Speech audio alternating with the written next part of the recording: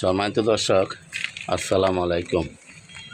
এখন যে ভাই লাগাতার বর্ষা চলতেছে, এই বর্ষায় আমরা গাছে কোনো রকম জৈব সার, রাসায়নিক সার দেওয়া যাবে না। তো তাই বলে তো মনে করেন আমরা হাল ছেড়ে দিতে পারি না, আমাদের গাছ তো যত্ন করতে হবে। তাই এখন আমাদের এই বর্ষার ভিতরে আমরা কী সার ব্যবহার করতেছি আপনারা যদি একটু দেখেন। এই বর্ষার ভিতরে আমরা যে কাটিমন আম বা আমাদের ছাদ বাগানে যেসব আম গাছ থাকে সেগুলোর আমরা কীভাবে পরিচর্যা করব, আপনারা এক নজর দেখেন। এখানে এখন কিন্তু গোবরও দেওয়া যাবে না, কোনো রকম কোনো জৈব সার দেওয়া যাবে না, কারণ এখন যে বর্ষা, লাগাতার বৃষ্টিতে আপনার সবগুলা গাছ সার দিলে সবগুলা সারে আপনার ধুয়ে যাইব গা। তাই এখন আমরা কীভাবে পরিচর্যা করতেছি দেখেন, আমরা কী সার দিতেছি এক নজর যদি দেখেন আপনাদের ইনশাআল্লাহ উপকৃত হবেন। দেখেন, কারণ গাছ তো ভাই, গাছের তো এখানে তো মনে করেন টবে গাছের তো খাবারের দরকার আছে, গাছ কী খাবে। তো আমরা যদি একটু দেখি, আপনারা দেখেন আমরা এখানে কী সার দিতেছি। ইনশাআল্লাহ আপনারাও ঠিক এইভাবে করবেন, আপনাদের উপকার হবে।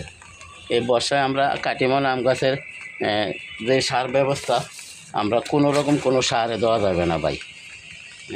তাই আমরা দেখেন এই যে সবজির খোসা দেখেন আপনারা একটু, এই যে বিভিন্ন সবজির খোসা, শাক, ডাঁটা শাক, আলু, তারপরে পটল, এগুলি সব খোসা আমরা এই যে দেখেন গাছের এই যে চারদিকে আমরা এই যে দিয়ে দিতেছি। দেখেন আপনারা এই যে দেখেন, কারণ ভাই এখন যে লাগাতার বর্ষার ভিতরে আপনার এই গাছের খাবার হিসাবে এই কিছু হইলেও দিতে হবে। তো আমরা যে সার দেবো, সার তো এখন কোনো উপকারে আসবে না, তো লাগাতার বর্ষা বৃষ্টি আপনার সার দিলে ধুয়ে যাইব গা। তাই আমরা এখন গাছ তো না খেয়ে থাকতে পারবে না, তাই আমরা দেখেন এইভাবে আমরা এই সার দিলাম। দেখেন আমরা এইভাবে, এই যে এটা কিন্তু আমার এই যে কাটিমন আম গাছ, এই যে দেখেন, দেখেন এখন আমরা এই যে এগুলি দিলাম। আর এই যে বড় বড় ডাঁটাগুলা এই যে আমরা একটু কাটটা ছোটো করে দিই, যেহেতু আপনার এখন গরম কম, পচতে সময় লাগবে, তাই আমরা একটু ছোটো করে দিয়া উপর দিয়ে মাটি দিয়ে রেখে দিলাম। এই যে দেখেন আপনারা। তো দয়া করে আমার চ্যানেলটা সাবস্ক্রাইব করেন এবং বেল আইকনটা বাজায় দেন, আমি যাতে এই ধরনের ভিডিওগুলো ছাড়ার সাথে সাথে আপনাদের হাতে পৌঁছায় যায়, আপনারাও দেখতে পারেন, শিখতে পারেন, জানতে পারেন।